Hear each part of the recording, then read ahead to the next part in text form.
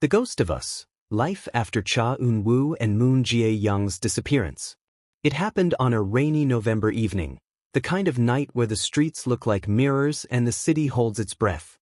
Cha Eun-woo and Moon Jae-young were last seen leaving the set of a late-night drama shoot, smiling faintly under the dim glow of a street lamp. A fan's phone camera caught them walking side by side, Jae-young's scarf wrapped loosely around her neck, Eun-woo carrying her bag as if it weighed nothing. They didn't know that would be the last image anyone would have of them. Their disappearance shook the industry like an earthquake. Two of South Korea's most beloved stars, vanishing without a trace? The police initially suspected a publicity stunt, but as hours turned into days, and days bled into weeks, that theory crumbled. The set was abandoned. Their homes were untouched. No ransom notes, no strange messages, just silence. And in that silence, rumors grew like weeds. By the end of the first month, tabloids had already coined it the ghost couple mystery. Fans, journalists, and self-proclaimed psychic mediums dissected every clue, every grainy photo, every cryptic post from before the night they vanished. A chilling theory emerged, that Eun-woo and Jae-young had been stalked for months. Some pointed to eerie fan gifts left on their doorsteps, wilted white roses, blank letters written on black paper, and one particularly disturbing box containing an old cassette tape labeled "For the Day We're Together Forever." The tape contained nothing but the sound of breathing. Slow, deliberate breathing. Friends described them as opposites in public but strangely in sync in private. Eun-woo, calm, composed, the gentle prince of the industry, had been known to protect Jae-young from pushy reporters and overzealous fans. Young, witty, warm, but with a streak of melancholy, often teased him, but her eyes softened whenever he laughed. They were never publicly a couple, but those close to them knew. You could see it in the way Eun-woo's hand would hover protectively near Jae-young's back in crowded places, or how she would automatically pour him tea without asking his preference. Their disappearance wasn't just a loss to their fans. It was a tear in the lives of those who loved them. Friends stopped attending events. Co-stars spoke of feeling haunted on set. And their families, their grief was a quiet, suffocating kind. Eun-woo's mother kept his room exactly as he left it. Jae-young's brother, who had never liked the entertainment industry, began speaking to reporters in a desperate attempt to keep their names in the headlines. Chapter 4.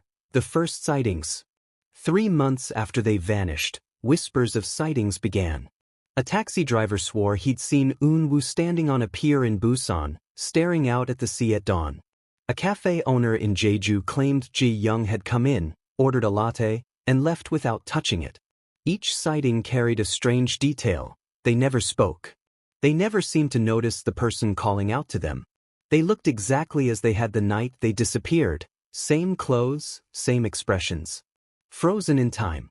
Some said they were ghosts. Others said they were alive, but trapped, not physically, but somewhere between this world and another. The turning point came when a director who had worked with them stepped forward. He admitted to having received a package 2 weeks before they vanished, a flash drive containing an unfinished film starring Eun-woo and Jae-young. The film had never been shot. It wasn't from them, he said, voice shaking. I don't know who made it. But in the film, they were themselves. Not acting. And it ended with them walking into a tunnel together. The screen went black. Then a voice said, "They belong to me now." The director never turned the flash drive over to police. He destroyed it. But not before one chilling detail etched itself into his memory. The tunnel in the film looked exactly like the one near the set where Eun-woo and Jae-young had last been seen. Years passed, and the entertainment world moved on, at least on the surface. New stars rose, dramas aired, and awards were handed out. But those who had known Eun-woo and Jae-young carried a strange weight. Their absence was like a ghost in the room, unseen, but felt. Fans began holding annual candlelight vigils on the night of their disappearance. Strangers left offerings, flowers, letters, photographs, at the tunnel entrance. Some swore the offerings would be gone by morning, even when no one was seen taking them. Eun-woo's fan club president, Min-ji, left acting to become a private investigator, dedicating her life to solving the mystery. She was convinced they were still alive. You don't stop loving someone just because they're gone, she said in a documentary. They're not gone. Not really. On the 5th anniversary of their disappearance, Eun-woo's brother received an unmarked envelope.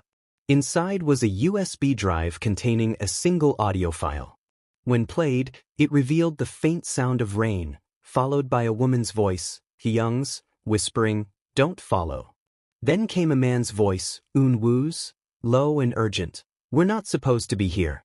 Please forget us." The file ended with the same slow breathing from the cassette tape years ago. Police analyzed the recording but found no background noise that could identify the location. No one knew how it had been delivered. There were no fingerprints, no traces. Last winter, Min-ji claimed to have found something while reviewing old security footage from a nearby shop the night they disappeared. In the blurred reflection of a glass window, just before Eun-woo and Jae-young vanished from sight, a third figure could be seen walking behind them. A tall figure, wearing a coat too long for the weather. Face obscured. Min-ji didn't release the footage to the public. She said some mysteries were safer unsolved. If they're somewhere, maybe they're together. Maybe that's enough. Today, the story of Cha Eun-woo and Moon Jae-young has become legend, a love story, a cautionary tale, and a ghost story all in one. Young fans who were children at the time of their disappearance now share theories online, blending fact with fantasy. Some believe they ran away to escape the crushing weight of fame. Others think they were taken either by an obsessed fan or by something less human. And then there are those who believe they exist in a place we can't reach, not dead, not alive, but together. The tunnel where they were last seen is now sealed, blocked by heavy metal gates. But on certain nights, people claim to hear footsteps from inside. 2 sets. Always 2. I stood by that tunnel once, long after midnight. The air was colder there, the shadows heavier. I placed a single white rose by the gate, just as others had before me. And in the distance, I swear I heard it, a voice, soft and almost carried away by the wind. It was a man's voice saying, "Don't wait for us."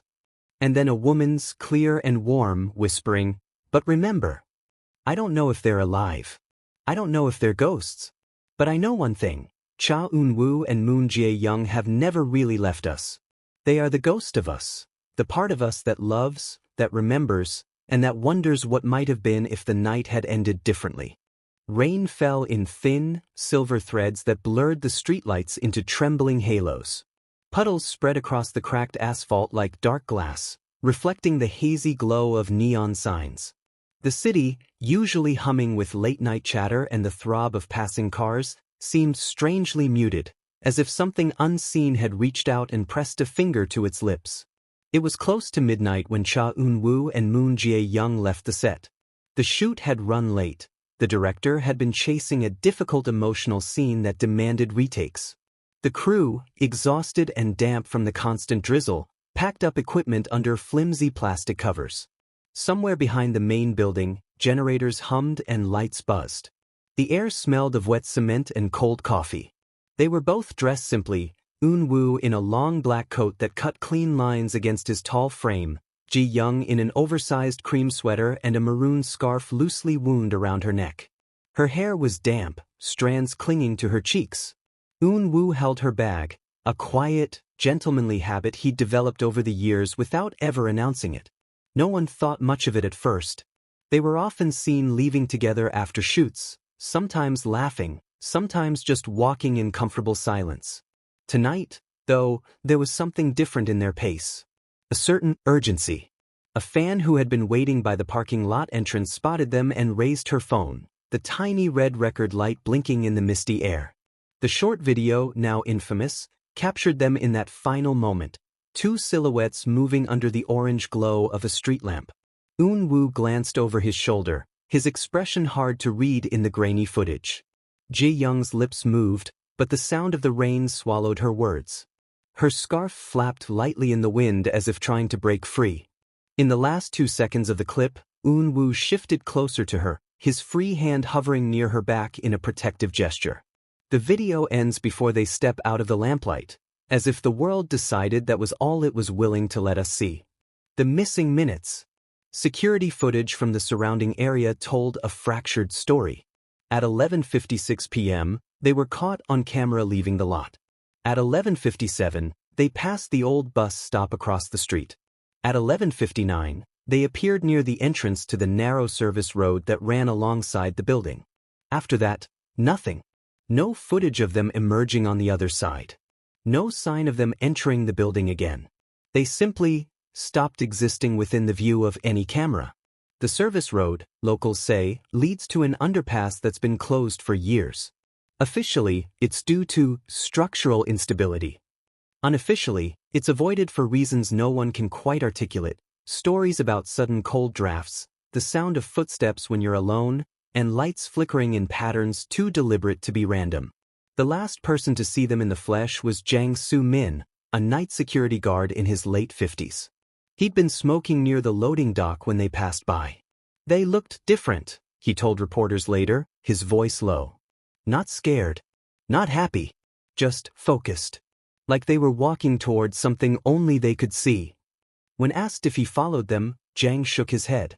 It's not my job to follow actors around, he said.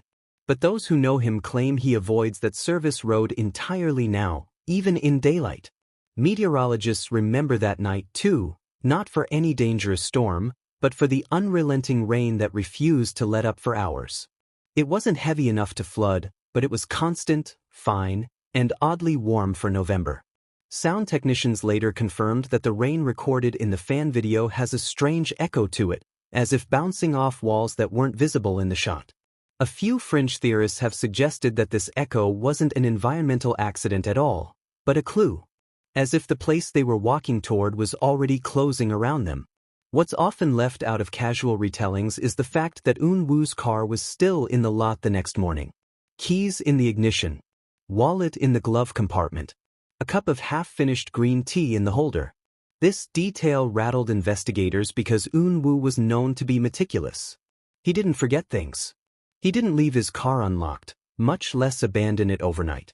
Jae Young's personal items were equally puzzling. Her phone was later found in her trailer, charging by the makeup mirror, as if she'd intended to come back for it. For those who knew them, the strange part isn't the disappearance itself, it's the sense that it might have been voluntary. The way Eun-woo's posture in that last video seems less like someone avoiding danger and more like someone walking toward an inevitable end. The way Jae Young's eyes, even blurred by rain, held a peculiar calm. Some have said she looked almost relieved. I've walked that street myself, on a night when the rain came down in the same fine mist. The street lamp from the video still stands there, its paint peeling, its base ringed with cigarette butts and fallen leaves.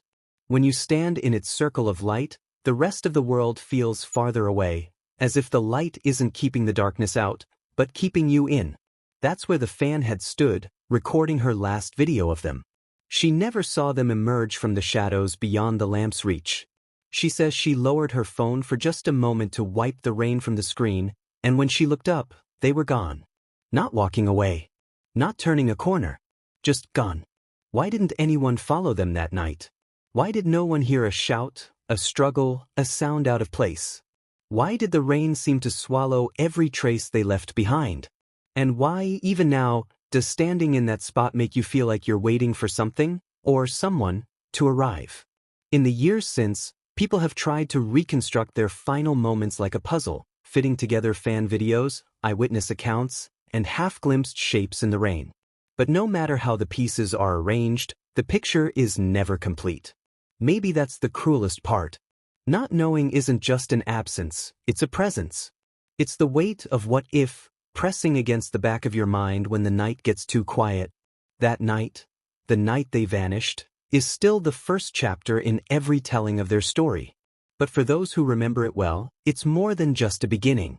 It's a wound the city carries in its rain-soaked streets, a secret whispered by the lamplight, and a door we're still too afraid to open. Because some doors, once opened, don't let you back out.